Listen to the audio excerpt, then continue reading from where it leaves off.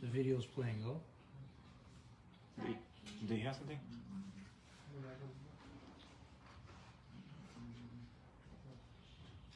No, it should be on. Should we go? Okay.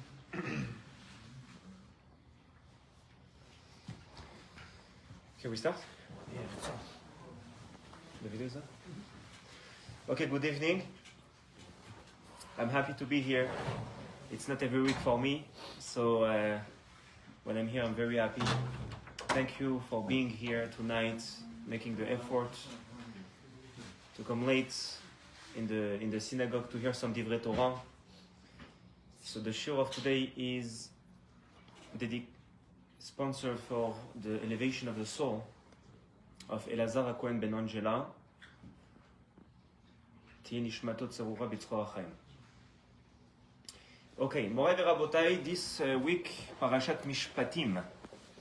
Parashat Mishpatim is the parasha speaking about the judges, and in general also many laws of Torah. And I decided today to speak about the idea of judges and the way how a Jewish judge is supposed to judge. So the pasuk says, the main pasuk that speaks about judgment says like this: Ki hashochad ye'aver pikrim. If someone, a rabbi, judges, he should not be bribed. Of course he should not be bribed. The Torah says, be careful. Because if you take money and you're being bribed, so automatically your wisdom is being just cancelled, erased. And the judge, which is a wise person, someone that learns so much Jewish law, is not able to judge anymore. If I want to translate the verse, it says, Ki hashochad yaver pikrim. The shochad, the bribe, the money that we give to the judge, is making blind yaver pikrim, the person that is a pikeach. What is a pikeach?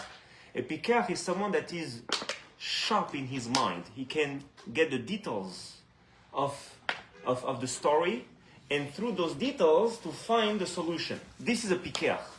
It means that you have two levels.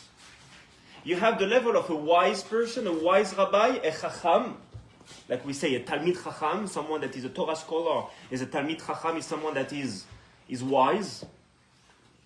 And then you have a pikeach, someone that is above it. He doesn't know only the laws, how it's written, and as a tool to judge. He also knows behind the words, between the lines of the law, and he knows how to analyze a story, and he's sharp in his mind. Come the Torah and say, if a judge is getting money and being bribed, so he's becoming blind, even if he is a sharp person, he's a pikeach. And here comes the question to mind, because we see that this idea, this law of a rabbi being bribed is being spoken in two places in the Torah. One time in our parasha, like I just said, Ki hashochad yaver pikrim, we speak about a sharp rabbi in his mind. But in the Sefer Devarim, in Parashat Shoftim, we speak about that idea. And there we say, Ki hashochad yaver enei chachamim. The shochad, that money, he's making blind the wise person, the sage. So here in our parasha we speak about a pikeach, about a person that is sharp in his mind. And the Torah says, do not get money, because a man like you that is sharp in his mind will become as a blind person with that money of the bribe. But in Parashat Shoftim, the Torah doesn't say that. It says, in the Torah it says, if you take that money as a rabbi that is a wise person, so that money will automatically make you blind as a wise person, a chacham, not a pikeach. And this is the question that I wanted to discuss tonight. What is the difference between a chacham and a pikeach, and why the Torah spoke two times in a different kind of rabbi? I would like to emphasize something about the money that we cannot give to a rabbi. If two people come to a rabbi to get judged by this rabbi because both of them trust the rabbi, each one of them says the story, and the rabbi in his mind knows already the answer. He knows that Reuven is right and Shimon is wrong. So Reuven comes after the first discussion that they had. He comes to the rabbi and he says, Rabbi, I would like to give you $100. Now, the rabbi knows already that Reuven is right and Shimon is wrong. Is he allowed to get the money or not? Before he gave his last, decision about the judgment, the Torah says this is bribe. This is money that makes you blind. Even though the person that is right comes and gives you money, you are not allowed to take it. Of course, it's obvious. If the person that is not right, he's wrong, and he gives you money, of course you are not allowed to take it. But even if Reuven is right and he's coming to give you some money, you are not allowed to get it. Because this is also considered to be money that is bribed. And here comes the story of the Gemara, because I like bringing stories from the Talmud.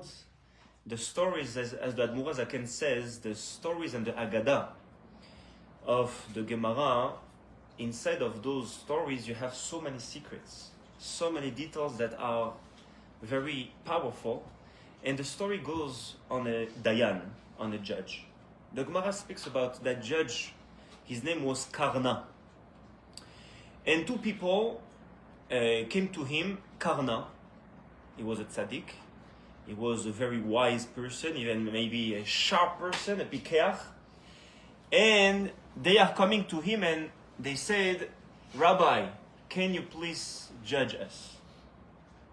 So Karna, just for you to understand, he is such a rabbi that his level of rabbi is Shmuel. If you know a little bit Gemara, you have Rav and Shmuel, which are two big figures of Amoraim, of the sages of the Gemara time. And Karna was on that level. So he was a big figure. And those two people are coming to Karna and they said, Rabbi, we have an issue between us. We need someone to judge us. We would like you to be the judge. And Karna says, of course, I would like to be the judge, but I have a salary to get. I need one sela. A sela was the money at the time. Let's say I need $100 from you, from the defendant, and $100 from the plaintiff. And the Gemara stops a second and he's asking a question. I don't understand. If he's being judged, he's not allowed to get money before. There is no salary to a judge before he's giving the last decision. If this is so, how come that Karna, such a big tzaddik, got money? And he got money from the Tovea and from the Nidba, from both of the sides. And the Gemara explained an idea that allowed a judge to get a salary. I will explain it. This idea in Hebrew is called Sechar Betela. What is Sechar Betela? Translation of Sechar Betela, it means a salary of retirement. It means I'm being paid of doing nothing. Let's say a judge, because he spent so much time to learn law, so now his hour, let's say he's $500 the hour, or $1,000 the hour. Karna said to the two people, he said, I will not get $500 for the hour because I'm not allowed. I'm a judge. I'm not allowed to get money from you guys. However, because you're taking me in your situation to be the judge, if I would not spend the time with you, but I would go and work in another job, I would get at least $100. At least $100. This $100, it's not. I'm being paid about it not because I'm a judge, because I would get it anyway. If it's not by you, I will get outside in the street. I will carry something. I will fix an item for someone. I will get that money anyway. So it's not you paying me as a judge. Is you paying me as a sachar betela, minimal retirement salary.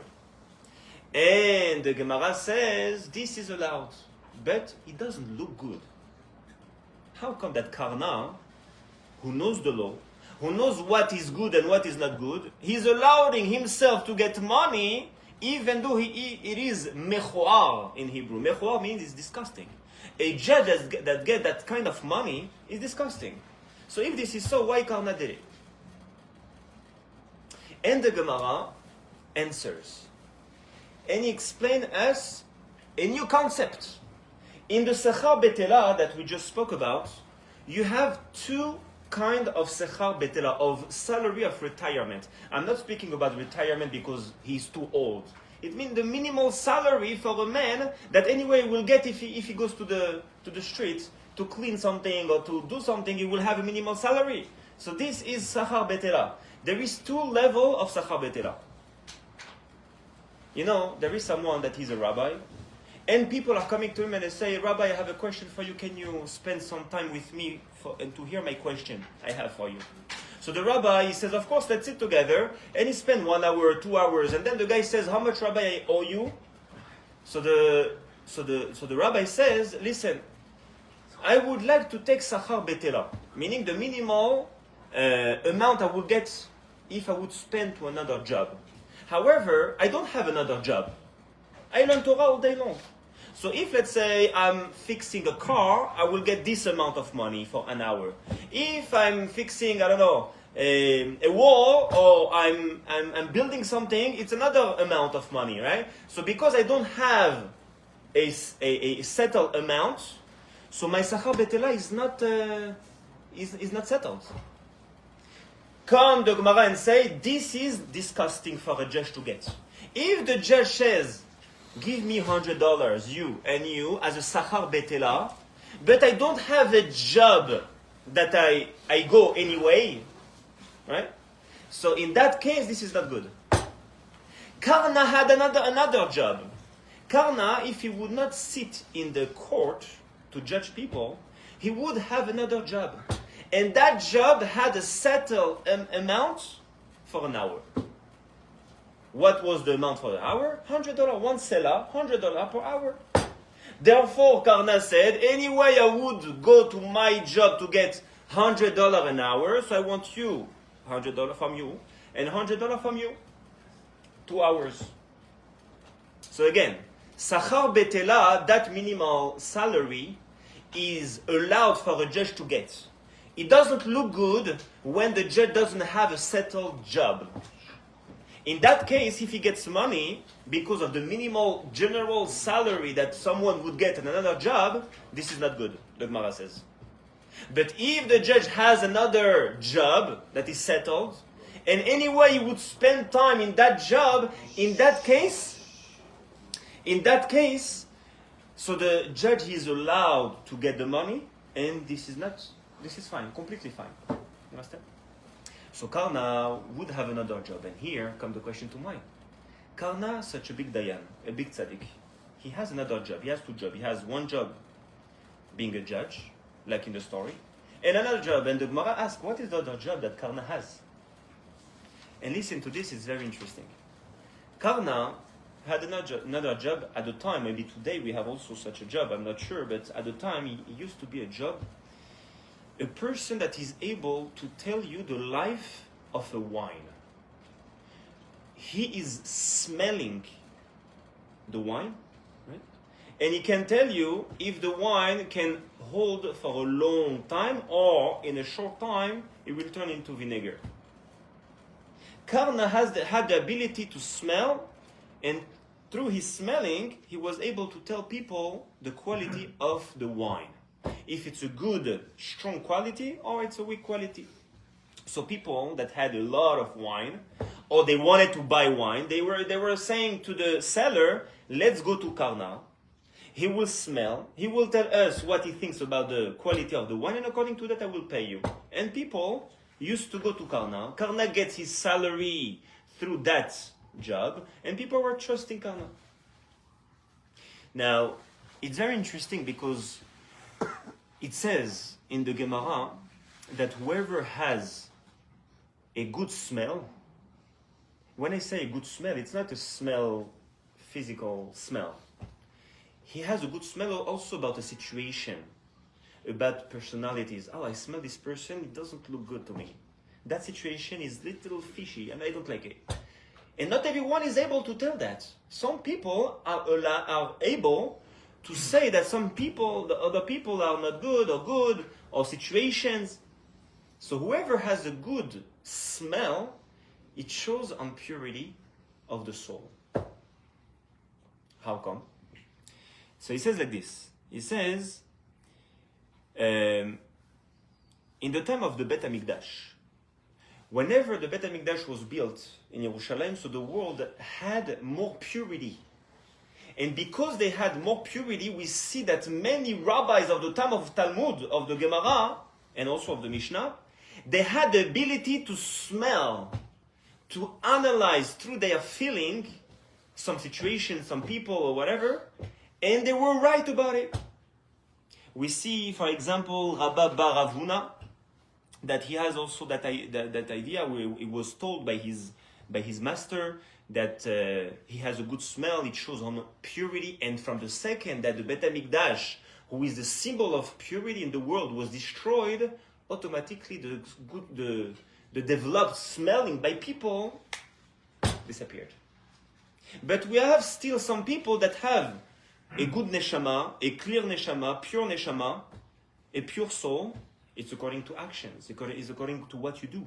If you are remaining pure, you go to mikveh, you make sure to see only things that are allowed, you do not make your mind dirty, automatically you have that ability of analyzing people and analyzing situation better than usual, an usual person. And you know something very interesting about the smelling. You know, Adam HaRishon, he ate from the fruit. And because of that, this was the big sin, right, that he did. If we see in the whole story, we see that all the power that a human has was involved in that sin. Number one, Chava sees the fruit. It says, Ta'ava la'enayim, it's a pleasure to see it. You see that the vision of human was hurt by that sin. They touched the fruit, they tasted the fruit. The snake convinced Chava to eat the fruit. So the hearing was hurt.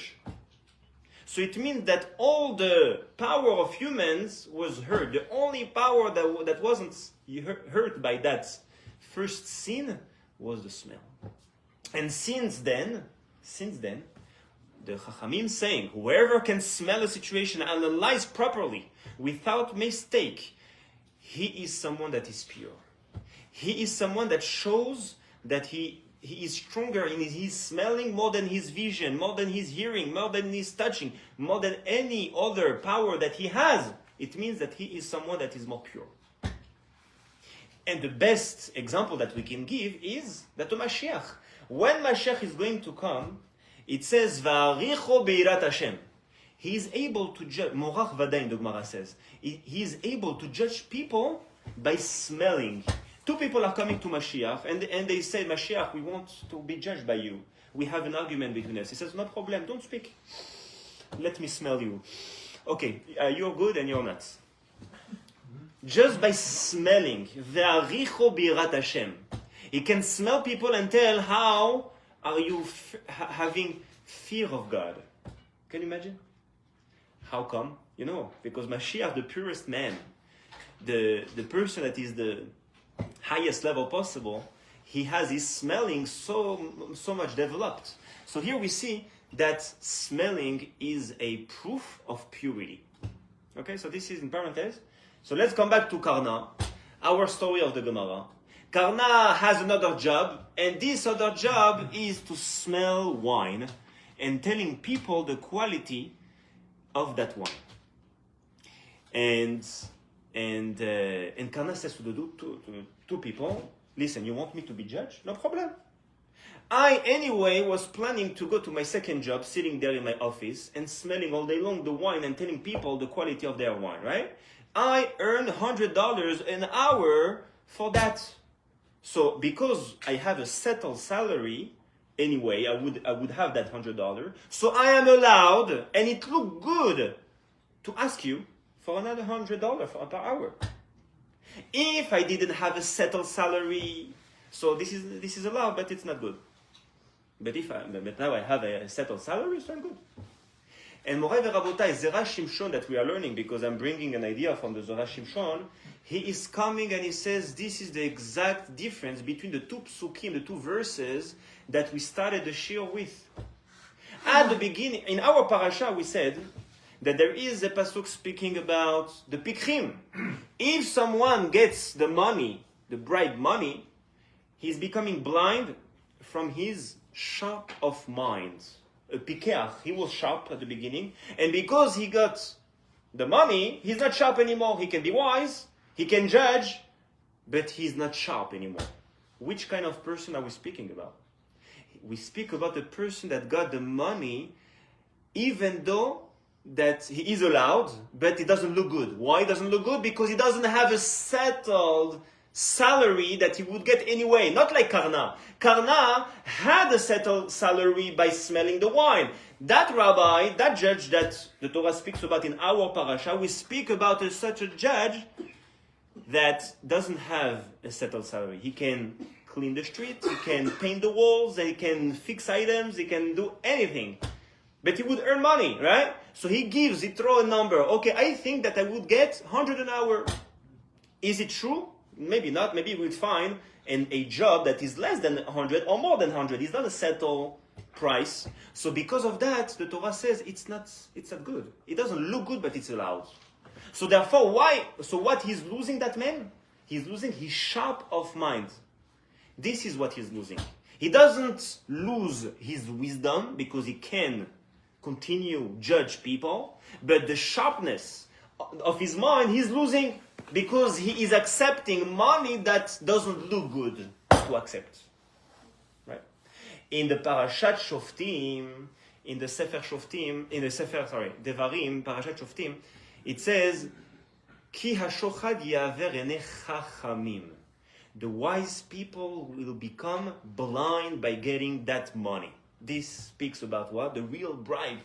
The real money that someone is not allowed to get when he's judging other people, he's getting it. This is asur, and therefore he's losing what? He's losing his wisdom. He's becoming like a blind person. And now, it makes sense, the Zera Shimshon says, this is the whole difference between Parashat Shoftim and Parashat Mishpatim, our parasha, and the two topics that speak about the same idea, two parasha that speaks about the same topic, but one speaks about the bribe that is allowed to get, but doesn't look good because it doesn't have a settled amount of salary, it doesn't have a settled job, not like Karna. And the other one speaks about the real bribe that is not allowed to get. Now, there is a story. The story goes on a dayan, on a judge in Egypt. His name was Rabbi Chaim Kanievski. Rabbi Chaim Kanievski was a dayan, a righteous man. He lived in Egypt, and he was for a long, long time judging his community. He was making shalom, peace, among his community when something was going wrong. And naturally, he became old, and because of his age, he lost his vision. And you have those Litzanei Hador. Rashi called them Litzanei Hador, the clown of the generation. Rashi speaks about those clowns, about the story of Abraham and Yitzchak. When Abraham had that miraculous baby, Yitzchak, from Sarah, people were saying, no, it's not from Abraham. He thinks that he's the father. Really, he's not the father. Who is the father? Avimelech. Don't forget, Sarah was by him before she was with Abraham, right? So who is the father? Not Abraham. They were making fun of Abraham when he was celebrating the birth of his son. So therefore, the Torah says, "Ve'ele toldot Yitzchak ben Avraham, Avraham olid et Yitzchak." 2 times Yitzchak ben Avraham, Avraham olid et Yitzchak. 2 times Avraham is the father of Yitzchak. Yitzchak is the son of Avraham. Why 2 times? to tell you that the face of Yitzchak when he was born was exactly the same of Abraham. So Rashi comes and says, you know why? Because those Litzanei Hador, those clowns that were making fun of Abraham when Sarah was pregnant, and they were saying, oh, this baby is not from Abraham, it's from Yitzchak. They were just shocked with their mouth open when they saw the baby, how it was similar, the face was just like the face of Abraham. They couldn't say anymore that the baby comes from Avimelech. These people, the clown of the generation, are found in all generation. We have those people. They are just speaking bad of this. Oh, you know why happened to him this? Because he did that. Oh, because this is Litzanei Hador. And in the time of Rabbi Chaim Kanievski, this Dayan of Egypt, he lost his vision, and the Litzanei Hador, those clowns, they make some kind of polemic. And they say, you know why he lost his vision? You think that because he's old. No, the Pasuk says clearly. You remember, he was a judge. Right? And the Torah says, if he's getting the money of bribe money, he's becoming blind. You see? It means that Rabbi Chaim, he wasn't a good judge. And he started to be a big polemic, and people were speaking about it, this, that. It was a big mess. Until that the story arrived to the ear of our dear Rabbi Chaim Kanievski. And on the next Shabbat, he decided to speak about it in front of the whole community. And as usual, after Shacharit, the tefillah of Shacharit, Rabbi Chaim Kanievski, blind, old, weak, he's finding strength to come up on the bima from where he used to speak, to make the speech of Shabbat. And he's banging on the teva and he says, my dear community, I would like to tell something very simple. If I ever got money from shochad, the bribe money, my situation should remain as I am. I should remain blind. However, I ask from God right now that if I never ever got the money that I'm not allowed to get, I should find again my vision. And suddenly, his eyes opens up. He just takes off his glasses. He can look. He can see like a young man. People were shocked. And not only that, the Chida, Rabbi Chaim David Azulay, he's writing in one of his letters that he used to have some discussion by letters with Rabbi Chaim Kanievski about halacha during the time that he was blind. And he remembers that the writing was, almost impossible to read. And the signature was, when you sign your name, you print your name, because he was blind. Rabbi Chaim, he wasn't making full letters. He was broken letters because he couldn't see. After that story happened, Rabbi Chaim was signing like a young man. Rabbi Chaim Kanievski, clear, nice, like he wasn't blind, never. Morai v'Rabotai, what we see from here, of course we speak about tzaddikim, we're not on that level, but we see from here that in our level, we have ability to analyze situation by purity. When I speak about purity, is to keep our eyes, to keep our speech, to try to go to mikveh in the morning, as we can, to try to learn Torah because Torah brings purity, to hear good things. And when someone, I would like to share with you something. The Lubavitcher Rebbe, he was obligated, I would say, by his father-in-law, Rabbi Yosef Yitzhak Schneerson, that was the Rebbe, when he was a young man, to go to Paris and to learn to the University of La Sorbonne, which is a university that is open until today. La Sorbonne is one of the big universities in France. And maybe you know the culture of France, to put some kinds of pictures and some kind of art about pictures. And French like to show immodest, immoral pictures. Now the Rebbe, as a young man, he's finding himself obligated, to sit there and he was sitting there in the in the course of, and he passed his degree and everything, but he wasn't learning with his book on the topic. He was learning Gemara at the time. He was sitting and learning Gemara at the time as if he doesn't hear what the teacher says. One day the teacher says, "Mr. Schneerson, stand up and please come up to the board and answer the question that I just explained."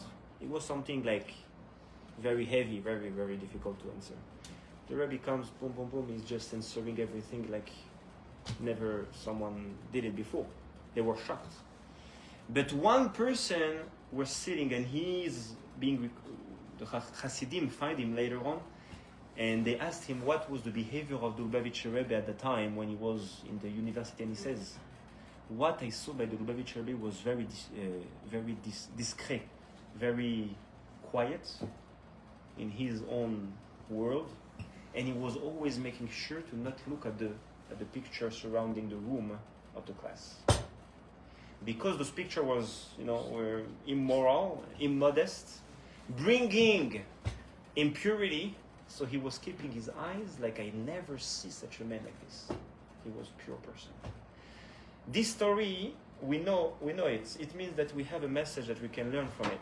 And this is exactly what we're learning from a judge, because in our life we are all judging our surrounding. This guy is like this guy is like that, this guy is like this. We're judging, naturally speaking. This is our nature.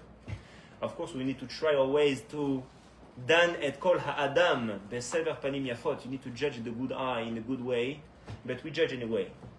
How can we be a judge that is looking and analyzing good situation properly when we are remaining pure?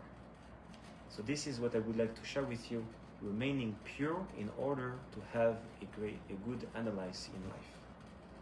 Chazak Baruch.